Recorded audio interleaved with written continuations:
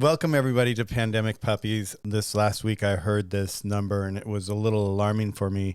Surrender rates are up 83% here in the United States and across the world. And it's just one of those things that are really alarming because, you know, when I first got on Clubhouse, I met Dr. Kristina and we were talking exactly about this and having this wave hit us, and it's starting to hit us now. And so I wanted to bring together some people that we can just talk about, you know, what their thoughts are on how we can set our pets up to win, because this last year we've had an increase, I think, of around 53% of adoptions since February 2020 to 21. And 35% of those were actually pet owners that adopted an additional pets, which really makes the point of that there are millions of pets out there that don't know what normal is. And because of this, we're seeing an increase in anxiety, separation anxiety, and there can be so many other issues. So we're going to be diving in today and just kind of like breaking it down and seeing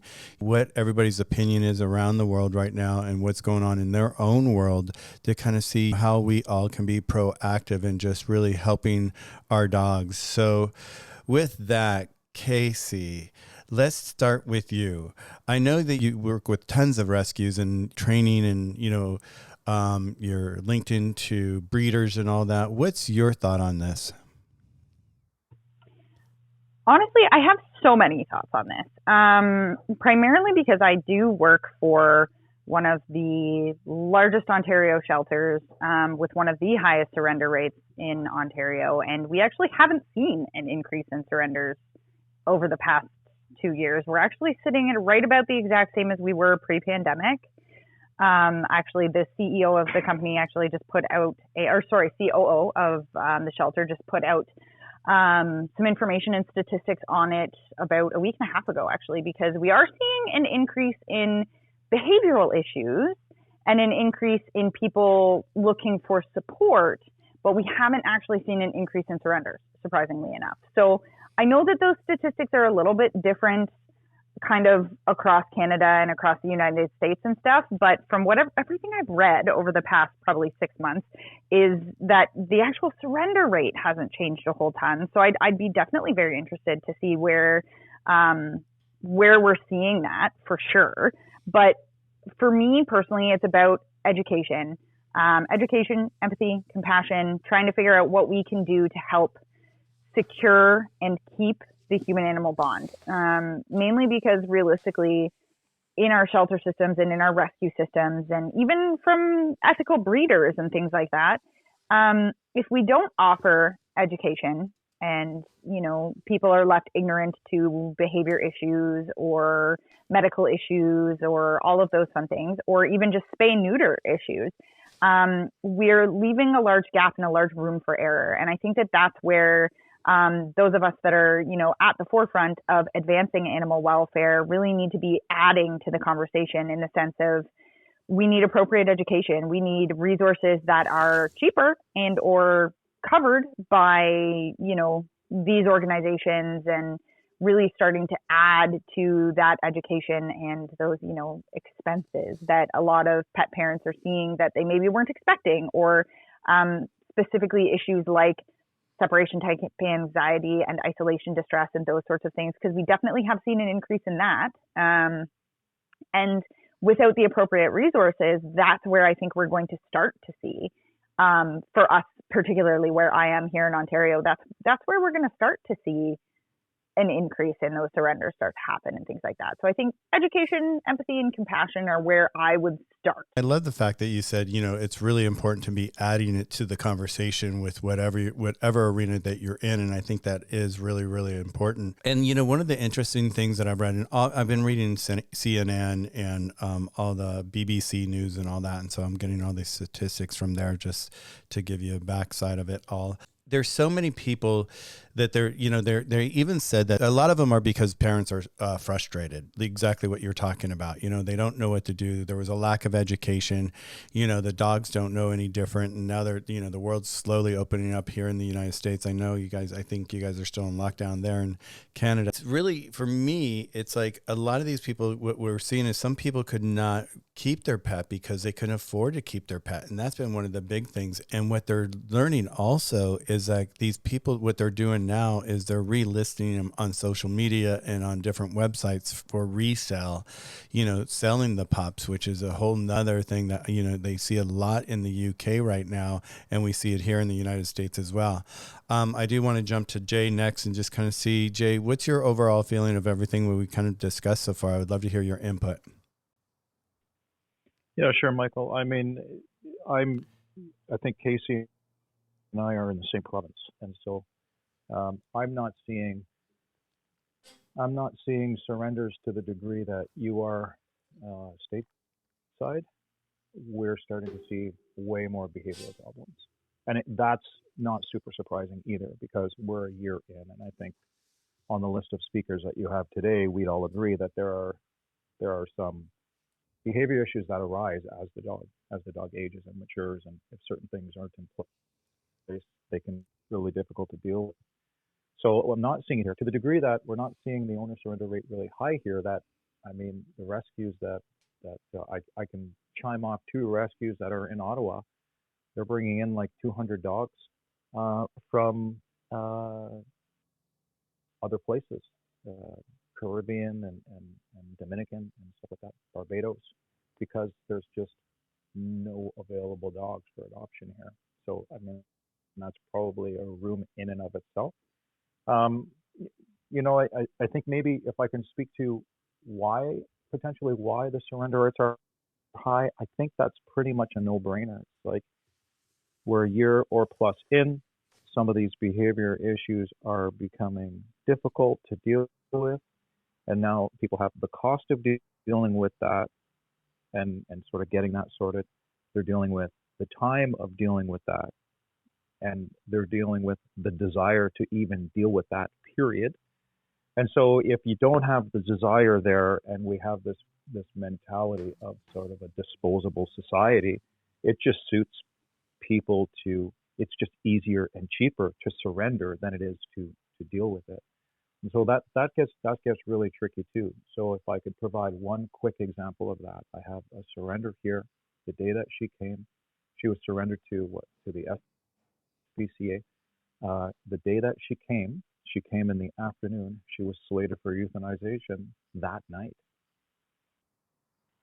And I can tell you, likely it's some behavioral issues, because she's sketchy around people, and she's terribly reactive. But more so is that she had tummy issues. So they got the dog, good intentions. They fed the dog garbage. That's what they could afford. The dog developed some issues with her tummy. Those tummy issues can sometimes be related to some behavioral issues. And they ran out of time. They ran out of patience. They ran out of money. So they surrendered. And unfortunately, there's a time limit that the shelters can, at least here, can keep these dogs. And so it gets pretty tricky. The issue now that I think we're going to face with these people going to social media is that the adopters are not vetted.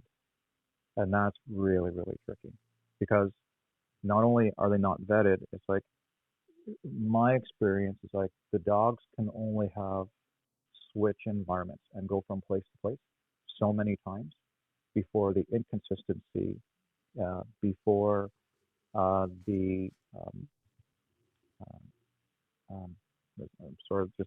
I'm thinking of a word that's just not spitting out, making it from my brain to my mouth. Breaking point? Yeah, sure. That's a great thing. And I kid you not, that's a great thing.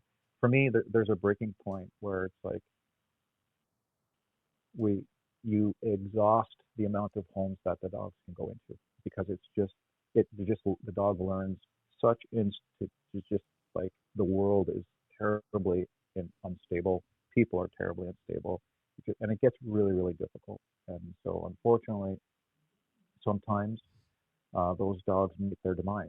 And so like that's a whole other thing, especially on social media. So that's my take on it. It's somewhat sad, I guess. So we're talking about the behavioral issues. You know, Kassie mentioned it. You mentioned it. I'm sure Kristin and Jen will jump on the same conversation with it. Parents, you know, don't realize that just as they are re-entering into their offices and all that, that they have all this stress. We're seeing that, you know, maybe they don't even realize that their pet's going to have all this stress, and from, you know, even these behavioral issues that you're talking about. Kristin, I'd love to hear you jump in. Well, Michael, honestly, I'm going to tell you that you're probably going to get more information from all the research that you're doing, but also Kassie and Jay are sharing a lot of information. I don't work a lot in the rescue side of things. I do have a couple dogs that have been adopted, but I don't spend a lot of time in that area, so I probably don't have a whole lot to contribute on the why and what's happening and all of that kind of stuff. So I do recognize that there is a problem, whether it's the surrender rates or the need for support for those who do have dogs that are now in need of a lot of extra guidance from professionals. But beyond that, I don't have a whole lot to contribute right now. Well, what about, you know, with your clients that you work with and all that, do you see in this last year that there's been a pivot in the dog's behaviors that you're training than the prior years? I have not, but I think that's the nature of my work. So my work is outside, it's one-on-one. I've seen, everything that I've seen is fairly consistent with what I've seen in the past as far as dog behavior and the interactions between the people and the dogs. In fact, I would almost say that the interactions are even better. It comes down to the nature of what I do. So, and that being sort of an outlier to the norm. So I think I'm not a good example because I have actually seen positive changes in. I would say that you are a good example because you're showing that there are areas of, you know, the dog world that there are, you know, some normalcy and even some improvements that, like you're saying. So I think it's nice to have you here as a balance to, you know, for everybody that's here because, you know, depending on where you're living, you know, the space that surrounds you, you know, it probably dictates a lot of what we're talking about too. You know, if pets are inside of apartments versus being in, you know, wide open spaces, and having a pet parent know that your clients, Kristin, that like you, taking them out on an outing all the time has really allowed them the mental health of a very well, you know, set dog because they have those activities. So I think that's really important that you're here because it shows that, to me, from our conversations that we've had in our other rooms, that you create such an incredible environment between the owner and their dogs, and that connection that we were talking about last week about, you know, even seeing the ghost space, you know, that ghost image that you were talking about that it was so cool to hear about. So definitely, I think it's important that you're here, that we see this for the room, that, you know, and Kristin, if people don't know who Kristin is, she does truffle hunting here in the Northwest of the States, and she works with other dogs and trains them on truffle hunting as well with their pet owners. And it's really, you know, a wonderful activity that we talk about all the time is sniffing, and how important it is for every animal, whether it's just at home with sniffing games or, you know, competition, whatever it might be. But it's such a healthy avenue for the health and well-being of the mental state of your pet. I'm going to jump to Jen because, Jen, one of the things we talk about all the time here in Clubhouse is how important it is if people are going back to work. And it's so important, I think, for these, you know, pandemic puppies to kind of have their normal routines as much as possible as parents go back to work, which means like during the day, if the parent's home, they're walking them more often. And I think, we've talked about this so often, Jen, is the fact now's the time, not in a month, not in 2 months, but now's the time to call up your old pet sitter, your old dog walker, and start to get them on a schedule. So then your dog, can become familiar with them. And two is the fact that you're going to be able to find somebody because, Jen, like we were talking about, sometimes it's like once everybody starts calling you're out there looking for new walkers that are responsible. Jen? Yeah. So we just hired 3 more. We're up to 18 staff members now. We were down to 6 and we're up to 18 again. And we are so busy. I can't even return phone calls within 48 hours. Or inquiries within 48 hours. So it's important to plan before you think you'll need it. And that's kind of what a lot of new pet owners have run into is that they didn't realize because they've never had a pet before, and they didn't realize that in order to get a pet sitter, dog walker, whatever, house sitter, whatever capacity this service person is going to have in your household, that scheduling the pre-stuff is super important, and making sure that somebody is available for you. And that can't happen in a week a lot of times because we're so busy now. So we have a waiting list for every service, including dog training. And that's a shame because there are so many people who really need us. And, when we get those last minute right now is 3 weeks request. If we don't have a request a month out, there's probably a very slim chance that we can't do that assignment for the first time.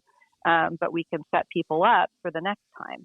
And so that's what I would encourage people to remember is that if you think you'll need us, try and catch us a couple months before you think you'll need us. So let's say you have a vacation planned in August, you need to be starting to put this in place for your pets now. Unfortunately, and this is just kind of across the board in general, for pet parents, when they go on vacation, they often forget to plan for their pets. And that's kind of one of those things that just happens, no judgment, no nothing. But when you do forget to plan for your pets, then you're stuck, a week before, like, oh crap, where's Fluffy going to stay? Fluffy or Fido, or whoever. Do they have to go somewhere? Do they have to board? Can we get a pet sitter in so they can stay in their own environment and that kind of thing?